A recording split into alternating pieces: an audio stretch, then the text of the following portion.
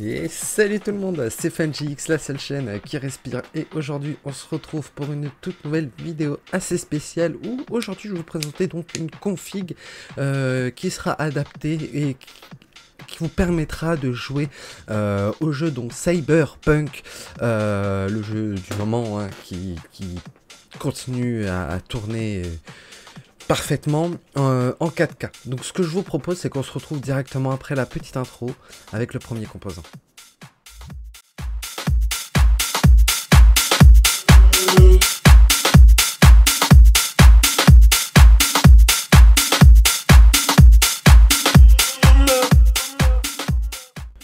Donc nous revoilà face au premier composant. Donc j'ai sélectionné comme processeur l'AMD Ryzen 7 7800X 3D, processeur cadencé à 4,2 GHz, et en plus il y a une offre, une très bonne offre. Il y a donc 2 jeux offerts par AMD.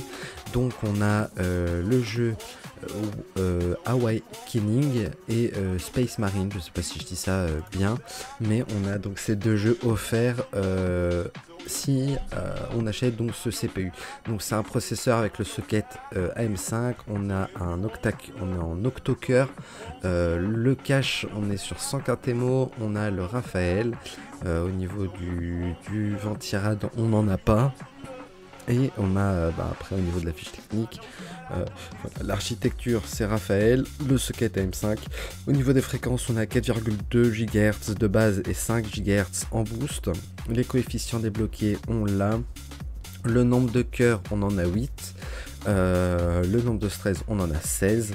Le mémoire cache, donc 104 MO bien évidemment. On a ensuite le jeu d'instruction, on est à 64 bits.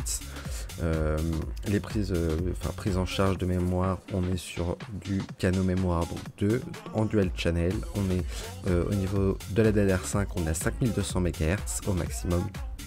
On a donc bien évidemment le PCI Express 5.0, la finesse gravure on est à 5 nanomètres CPU et 6 nanomètres IO Die.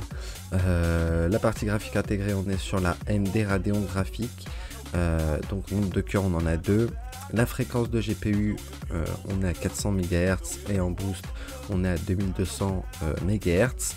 Au niveau du TDP on est à 120 watts, TDP réel on est plutôt à 150.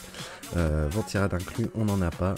Et les chipsets compatibles, on est sur la X670E, X670, B650 Express et B650. Au niveau de la carte mère, donc j'ai sélectionné la Gigabyte B650A Elite Axe Ice.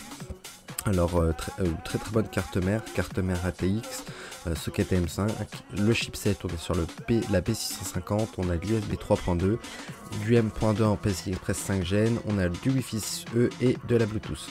On va retrouver quoi sur cette carte mère? Les connecteurs, donc bien évidemment CPU, les PWM, du RGB 5V en haut, les slots pour la RAM, on a le 24 broches pour l'alimentation de la carte mère, le socket donc AM5, on a l'emplacement M.2 ici et un second juste en bas, on a les slots donc PCI Express, on a les SATA juste ici, donc on en a 4, on a l'USB 3.0, on a les connecteurs du front panel, on a un PWM ici, on a de l'USB 2.0 juste ici, on a d'autres connecteurs ici USB, on a ici des connecteurs en 12 volts, un 5 volts ici, et on a l'HD audio. Au niveau de l'arrière, on va retrouver donc le flash BIOS, le Q flash BIOS, il s'appelle ça chez Aorus. On va retrouver aussi les connecteurs pour l'antenne Wi-Fi. On va retrouver ici un DisplayPort et un HDMI, 4 USB 2.0, 5 USB 3.2, même on en a même 7 pardon. On a un USB type C, on a un connecteur 2,5 GBE et on a ici les 3 connectiques, les entrées de jack RJ45 femelle. Au niveau de la carte graphique, je suis parti donc sur la ASRock Radeon RX 7900 XTX Phantom Gaming. Bien évidemment, on a encore aussi cette offre des deux jeux offerts.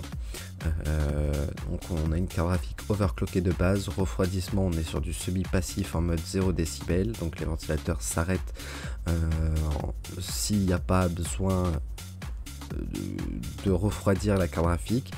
On a donc 24 Go en GDDR6 et on a après le Warhammer à 40 000, Space Marine 2 et Wukman 9.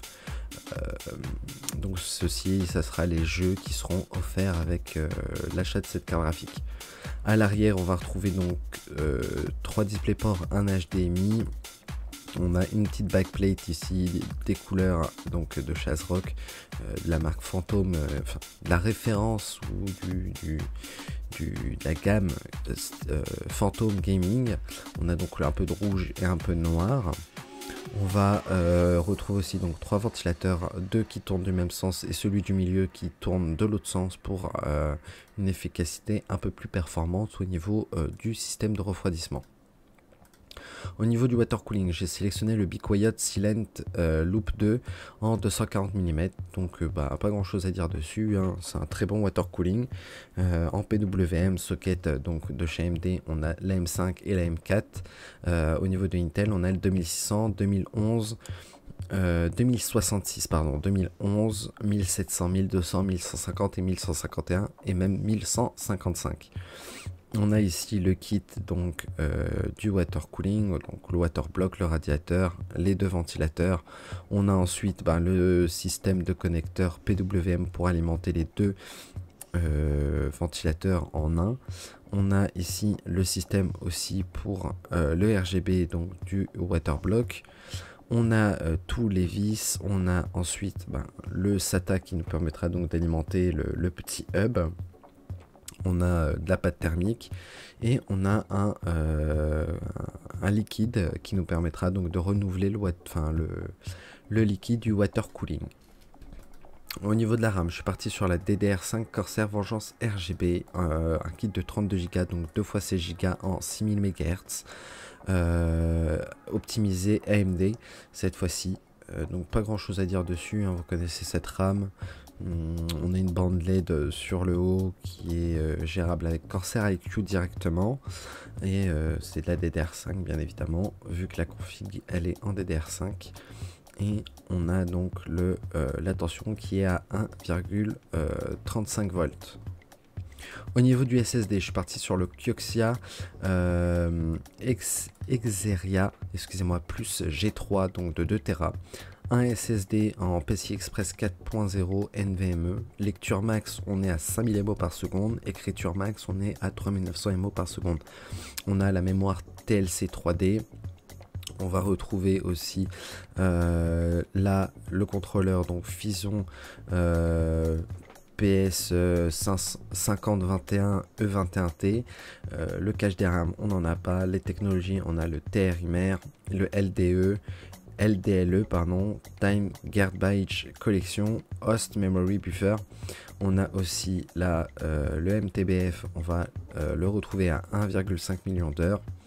L'endurance, on est à 1200 TBW, compatible SPES 5 non, et on a les dimensions ici qui sont précisées là, donc 80,15 sur 22,15 et 2,63 mm d'épaisseur.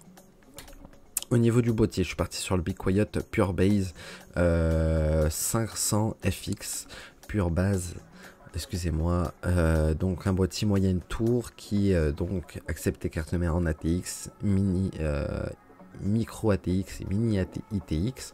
On a de l'USB 3.2 en type C avec à l'avant une fenêtre pardon et de la mèche à l'avant. Comme vous pouvez l'apercevoir, on a aussi donc 4 ventilateurs préinstallés RGB adressables avec une bande LED à l'avant qui coupe le boîtier. On va retrouver aussi donc un USB type C, un USB 3.0, le bouton power, le bouton pour les LED ou le bouton exit et un entrée jack donc micro et casque. Au niveau de l'alimentation, donc je suis parti sur la Be Quiet Pure Power 12M en 1000 watts, une alimentation donc de très bonne qualité. On a ici donc, alors je sais pas si on va retrouver ça en mieux, non.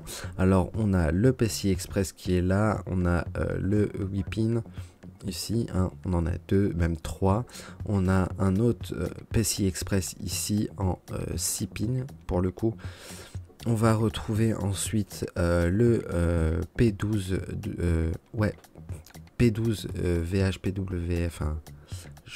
Que je vous dise pas de bêtises, si c'est bien cela, on a le connecteur. Enfin, on va retrouver là, on a toutes les connectiques. On a donc le 12 VHPWR pour l'alimentation de la carte graphique. On a du SATA, on a les PCI Express, là c'est pour l'alimentation de la carte mère, et après on a un autre SATA juste ici. Donc voilà les petits potes, c'est la fin de cette petite vidéo, j'espère qu'elle vous aura plu. N'hésitez pas à vous abonner si ce n'est pas encore fait, à lâcher votre plus gros pouce bleu. Tous les liens de la config seront en description, les liens de mes réseaux également aussi, dont le serveur Discord si vous avez besoin d'aide ou de renseignements sur une config sur la chaîne ou même votre config perso, n'hésitez pas, le serveur Discord est fait pour ça. Tout est dit, tout est en description. L'espace commentaire est activé aussi si vous avez, je sais pas, des idées de vidéos ou autres. Ben, n'hésitez pas à me faire part dans l'espace commentaire. Je me ferai un grand plaisir de vous répondre et de lire votre commentaire. Voilà. Donc c'est la fin de la vidéo et moi je vous dis ciao et à une prochaine vidéo.